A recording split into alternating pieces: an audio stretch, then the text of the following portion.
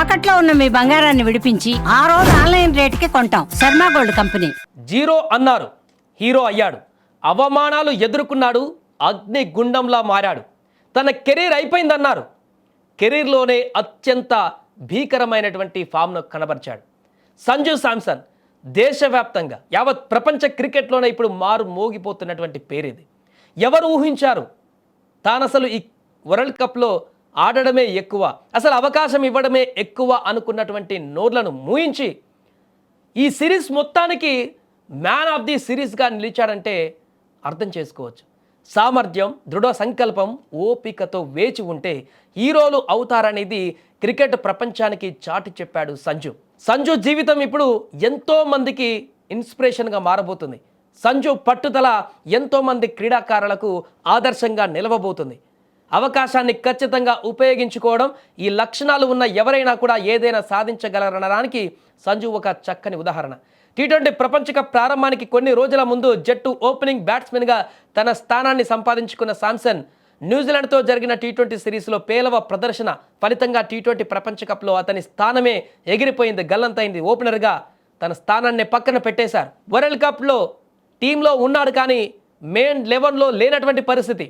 ఓపెనర్గా ఈశాన్, అభిషేక్ ఆడుతూ అద్భుతంగా టోర్నీని ముందుకు తీసుకువెళ్తాడనేటువంటి ఒక కాన్ఫిడెన్స్ అందరికీ వచ్చేసింది. అవమానం అతనిలో ఉన్నటువంటి అగ్ని జ్వాలను రగిల్చింది.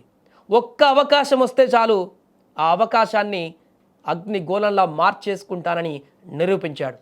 ఎన్ని అవమానాలన్నీ ఉన్నప్పటికీ సంజు శాంసన్కు అత్యంత కీలకమైనటువంటి మ్యాచ్, చావో రేవో తేల్చుకోవాల్సినటువంటి క్లిష్ట సమయంలో బరిలోకి దిగి తనేంటో నిరూపించుకున్నాడు. లీగ్ దశలో ఒక్క మ్యాచ్ ఆడాడు, ఆ ఒక్క మ్యాచ్ కూడా విఫలమైపోయాడు. ఇక దీంతో అసలు సంజుకు అవకాశం ఇవ్వడం వేస్ట్, ప్రయోగాత్మకంగా కూడా ఇవ్వకండి అని విమర్శించారు. సూపర్ 8లో అవకాశం కూడా ఇవ్వలేదు. కానీ ఒక ఎండ్లో అభిషేక్ శర్మ దారుణమైనటువంటి వైఫల్యాలు కొనసాగుతున్న సందర్భంలో మరలా అభిమానుల డిమాండ్ మేరకు లేదా టీం మేనేజ్మెంట్ మార్పు ఆలోచించి సంజు శాంసన్కి ఒక అవకాశం ఇద్దాం, ఓపెనింగ్లో భాగస్వామ్యం నిలబడట్లేదు, అభిషేక్ వెంటనే అవుట్ అవుతున్నాడు అనేటువంటి ఉద్దేశంతో సూపర్ 8 కీలకమైనటువంటి మ్యాచ్లో, వెస్టిండీస్తో జరిగేటువంటి మ్యాచ్లో తనని బరిలోకి దింపారు. డూ ఆర్ డై గెలిస్తేనే ముందుకి, ఓడిపోతే ఇంటికి అనేటువంటి మ్యాచ్లో సంజు శాంసన్ని రంగంలోకి దింపారు. ఇక ఇప్పటికే చాలా అవకాశాలు వచ్చాయి, ఇంకా ఆడకపోతే తనని పూర్తిగా మర్చిపోయేటువంటి పరిస్థితి ఉందనే విషయం తనకు కూడా తెలుసు. అంతకంటే ముఖ్యంగా ఇది టీమిండియా మ్యాచ్, ఇండియా జెర్సీ వేసుకొని ఉన్నాను, ఈరోజు నా కర్తవ్యాన్ని నేను నిర్వర్తించాలని చెప్పేసి ఎంతో సంయనయంతో అద్భుతంగా సమయోచితంగా ఆడినటువంటి సంజు శాంసన్ ఇన్నింగ్స్ తనని ఒక్కసారిగా హీరో చేసింది. వెస్టిండీస్ మీద 97 పరుగులు చేసి కీలకమైనటువంటి నాకౌట్లో టీమిండియాను గెలిపించి సెమీస్ ఫైనల్కి తీసుకువెళ్లడంలో హీరో అయ్యాడు సంజు శాంసన్. ఒకే ఒక్క మ్యాచ్, ఒకే ఒక్క మలుపు తన జీవితాన్ని మరలా రివర్స్లో తిప్పేసింది. ఆ తర్వాత జరిగినటువంటి సెమీఫైనల్ మ్యాచ్ ఇంగ్లాండ్తో కీలకమైనటువంటి పోరులో గెలిస్తే ఫైనల్ మ్యాచ్, అలాంటి దాంట్లో కూడా అద్భుతమైనటువంటి 89 పరుగుల నాకు ఒక్కడే నిలబడ్డాడు, మళ్ళీ ఒంటరిగా జట్టు కోసం బలంగా నిలబడ్డాడు. తన ఆట ఎలా ఉంటుందో రుచి చూపించాడు ఆపోనెంట్కి. దీంతో అక్కడ భారీ స్కోర్ టీమిండియా చేసింది, సెమీఫైనల్లో కూడా గెలిచింది. ఇక ఫైనల్ మ్యాచ్, కప్ గెలవాలి, కప్ మనం తీసుకోవాలి, ఛాంపియన్గా నిలబడాలి అంటే మరలా అక్కడ సంజు శాంసనే నిలబడాలి అని చెప్పేసి నిశ్చయించుకున్నాడు.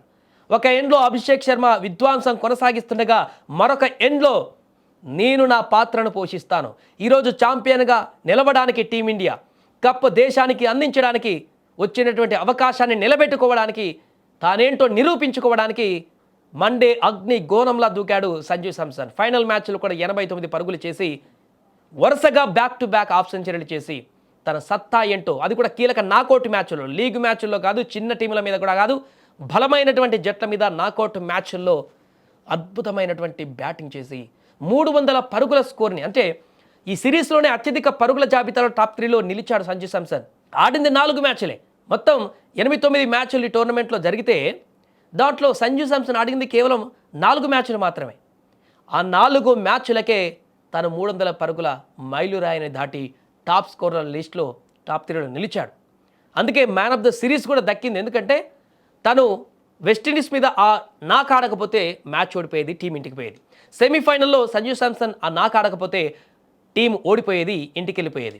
ఫైనల్లో కూడా తను కీలకమైనటువంటి బ్యాటింగ్ చేయడంతో, అంటే తన బ్యాటింగ్ టీమిండియా గెలవడంలో ఎంత పాత్ర పోషించినది క్యాలిక్యులేట్ చేసే ఈరోజు అక్కడ తనకి మ్యాన్ ఆఫ్ ది సిరీస్ అవార్డుని కూడా కైవసం చేసేలా చేసింది. ఏదేమైనా కూడా సంజు శాంసన్ బ్యాటింగ్ అయితే అద్భుతం అని చెప్పొచ్చు. ఈ సిరీస్లో ఎన్ని అవమానాలు ఎదుర్కొన్నా, అసలు తను టీంకే వేస్ట్, అసలు టీంలో ఉంచడమే వేస్ట్, అసలు అవకాశాలు ఇచ్చినా కూడా దండగే అనేటువంటి పరిస్థితి నుంచి తనకు అవకాశం ఇవ్వకపోతే ఈరోజు మనం కప్పు కోల్పోయే వాళ్ళం అనేటువంటి విషయాన్ని తెలిసేలాగా చేశాడు సంజు శాంసన్. ఇలాంటి కీలక సమయంలో, ఒత్తిడి ఉన్నటువంటి సమయంలో, ఆత్మవిశ్వాసం దెబ్బతింటున్నటువంటి సమయంలో ఇంత అద్భుతంగా రాణించడం సంజు శాంసన్ యొక్క ఔన్నత్యానికి నిదర్శనంగా చెప్పవచ్చు. ఎలాంటి పరిస్థితుల్లో అయినా కూడా చాలా కామ్గా, సైలెంట్గా ఉంటూ ఎక్స్ప్రెషన్స్ కూడా బయటికి ఎక్స్పోజ్ చేయడు. చాలా సైలెంట్గా తన గేమ్ ఆడుతూ తన ఆటనే రిజల్ట్ రూపంలో చూపిస్తాడు ఎవరికైనా కూడా. అలాంటి సంజు శాంసన్ ఈరోజు పూర్తిగా దేశవ్యాప్తంగా క్రీడా అభిమానులకు గర్వకారణంగా మారాడు.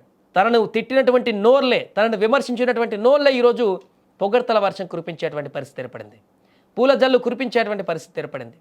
సంజు శాంసన్, నువ్వు ఒక అద్భుతం, నీ బ్యాటింగ్ ఒక అద్భుతం, నువ్వు లేని ఈ టోర్నీ లేకుంటే ఈ కప్పు లేనే లేదనేటువంటి పరిస్థితి ఏర్పడిందంటే అర్థం చేసుకోవచ్చు సంజు శాంసన్ ఏ రకంగా కింద పడి లేచాడో అనేది. జీరో నుంచి హీరో అవ్వడం అంటే ఏంటనేది తనను చూసి ఇన్స్పైర్ అవ్వచ్చు ఇప్పుడు చాలామంది క్రికెట్ అభిమానులు.